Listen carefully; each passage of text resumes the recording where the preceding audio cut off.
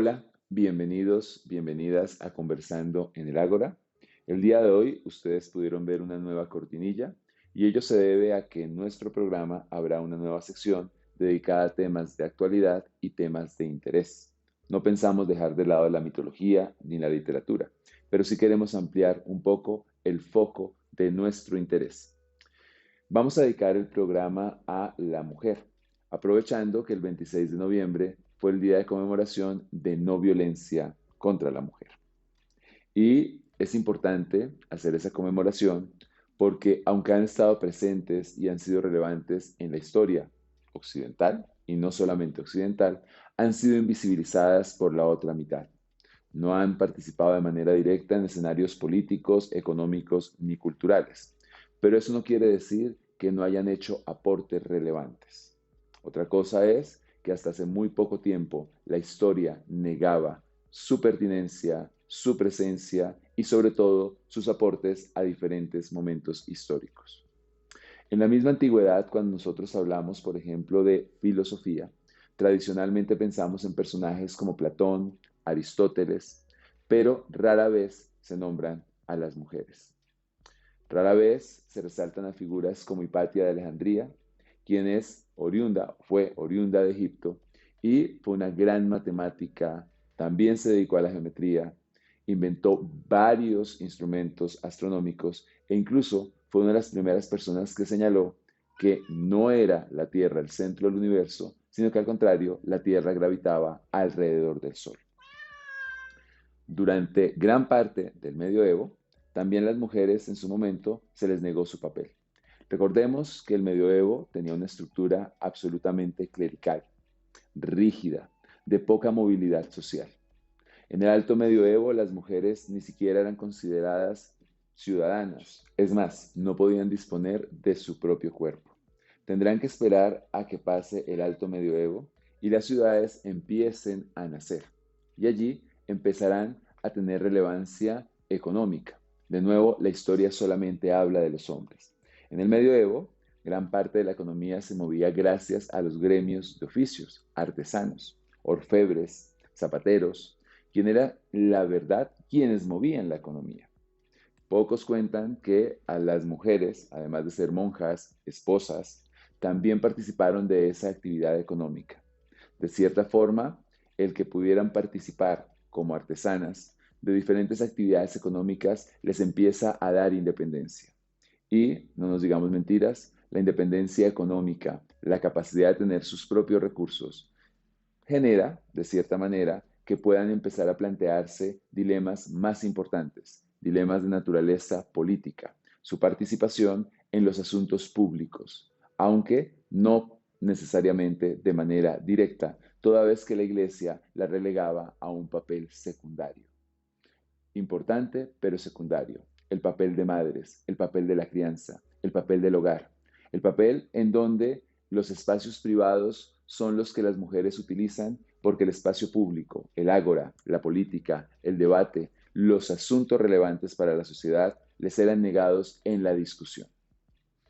Durante el absolutismo, aquella época en que los estados-nación surgieron, en donde habían grandes monarcas que aglutinaban el poder, las mujeres seguían relegadas a un segundo plano. Pero a diferencia de lo que pasaba en el medioevo, en el absolutismo, ellas ya empiezan a participar de asuntos políticos. Algunos hombres ven su participación de manera trivial, porque realmente estaba más en los salones, en las fiestas, en organizaciones sociales. Pero desde allí opinaban de política, desde allí influenciaban el mundo, desde allí escribían panfletos, desde allí cuestionaban la sociedad. Muchas de esas mujeres están detrás de las ideas de hombres que negaron su autoría. Porque sí, las mujeres tuvieron voz, pero esa voz durante mucho tiempo no fue escuchada. Y tendrían que esperar a que hubiera una revolución, a que ese modelo absolutista empezara a ser cuestionado por movimientos como el Renacimiento, la Ilustración, en donde se empezó a plantear la necesidad de reconocer derechos innatos al ser humano. No obstante, incluso en el lenguaje, su participación fue negada. porque la Declaración de Derechos de 1789, producto de la Revolución Francesa, es precisamente una declaración de derechos del hombre, y subrayo esa palabra, y del ciudadano. Y por eso, una figura tan relevante como Olimpia de Gaulle diría que no solamente eran derechos del hombre, sino que también ella misma hizo su propia declaración, una declaración de derechos de la mujer y de la ciudadana. Y esto va a tener relevancia, porque teóricamente en la Revolución Francesa se le reconoce a todos los ciudadanos la posibilidad de participar en política, de elegir y ser elegido.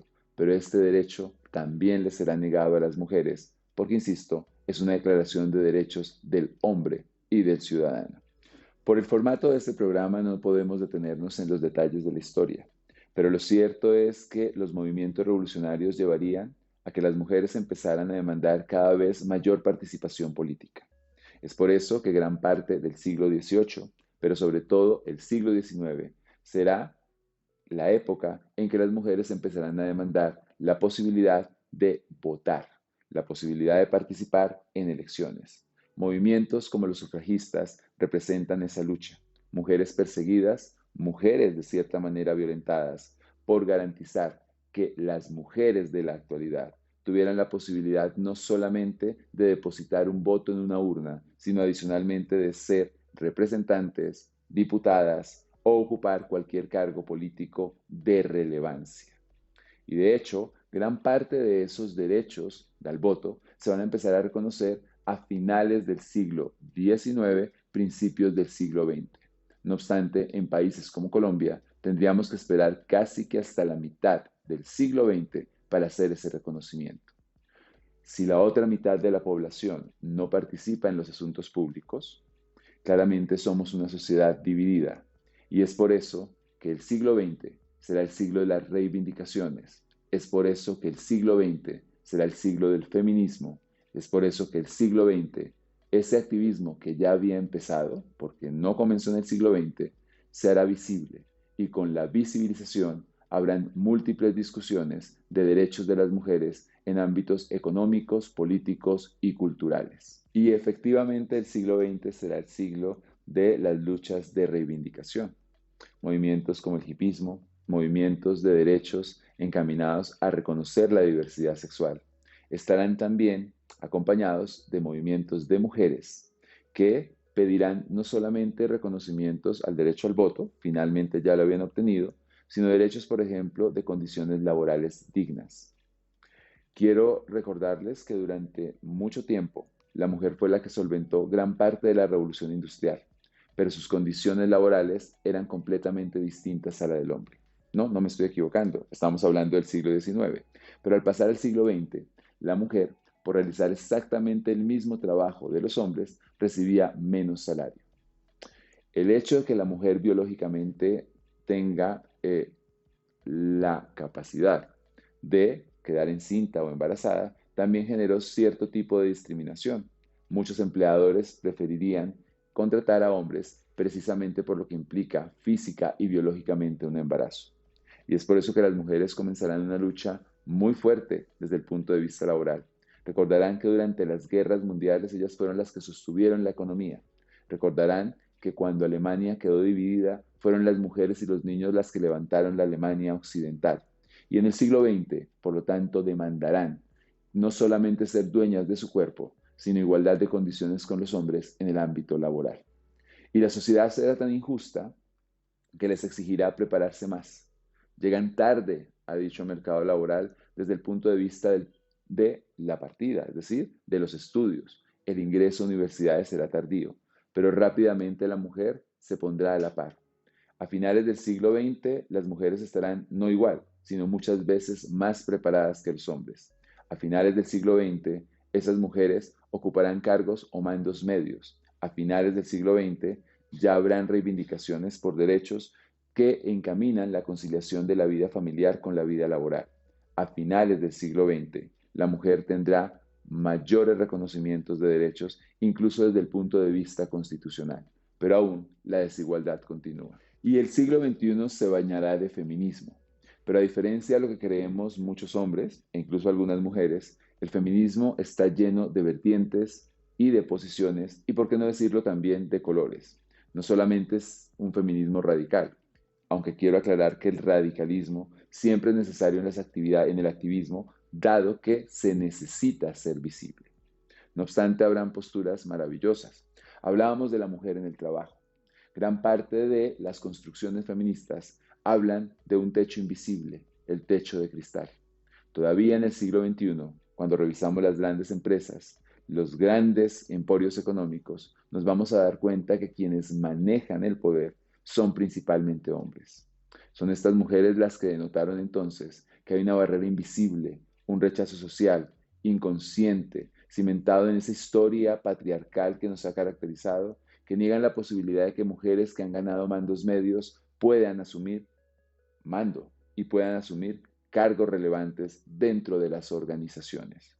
Aún así, las mujeres se han abierto espacio. Ya tenemos mujeres presidentas. Aún así, tenemos grandes figuras relevantes en mundos empresariales. Aún así, la misma legislación ha reconocido o ha impuesto cuotas de participación femenina de las mujeres en cargos de alta relevancia política. Pensemos en la Ley 581 del año 2000 en Colombia, en donde el 50% de los cargos públicos deben ser ocupados por mujeres. Eso es muy relevante en nuestra época actual porque tener la visión femenina en la construcción de los asuntos públicos, de las políticas públicas, hace que como sociedad seamos mucho más cohesionados. Con ellas, por ellas y gracias a ellas, nosotros podemos construir sociedad. Y este programa que nosotros estamos haciendo, se los dedicamos a ellas. Y el siglo XXI se bañará de feminismo. Pero a diferencia, ¿y por qué a ellas? Porque precisamente es relevante hablar de teorías como el techo de cristal. Cuando el feminismo creó esta teoría, lo que estaba haciendo referencia es que a las mujeres les estaba vedado llegar a cargos de relevancia empresarial y de relevancia política. El techo de cristal implica que hay una barrera invisible. El techo de cristal implica que nosotros como sociedad psicológicamente las invisibilizamos. Perdón utilizar la misma expresión, pero lo cierto es que si no tenemos acciones afirmativas que obliguen, por lo menos en el ámbito político, a que las mujeres ocupen cargos de poder, generalmente la sociedad prefiere colocar en esos cargos de poder a hombres. Y esto no se debe a un tema necesariamente consciente, sino inconsciente. Y parte de eso tiene que ver con los estereotipos que nosotros tenemos en la sociedad.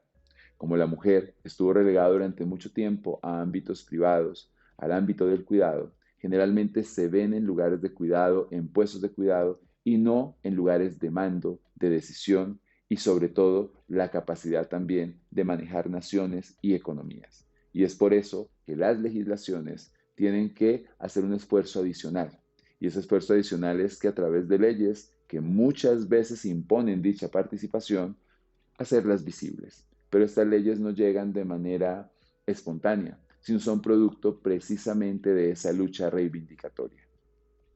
Y con el convencimiento de que la reivindicación debe continuar, a efectos de que en algún momento nosotros podamos ser una sociedad paritaria, donde incluyamos al otro y donde el otro tenga la misma voz. Terminamos este programa. Esto es Conversando en el Ágora. En la edición y producción, Mateo Burgos, quien les habla, Jorge Iván Rincón. Esperamos que este tipo de sección les guste. Por favor, denos like, denle a la campanita, suscríbanse. Solo con ustedes podemos crecer y conformar comunidad. Esto es Conversando en el Ágora.